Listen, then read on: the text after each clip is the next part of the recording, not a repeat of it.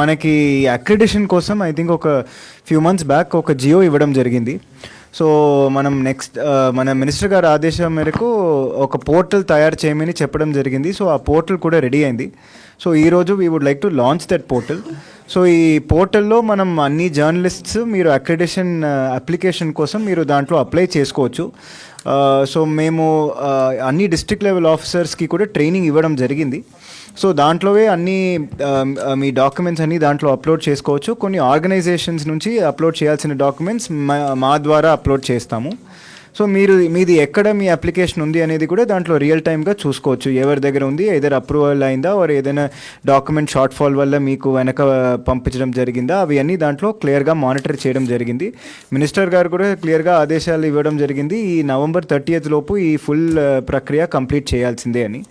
So దాని మేరకు ఈరోజు ఫస్ట్ స్టెప్లో we're launching this portal through the hands of the honourable minister.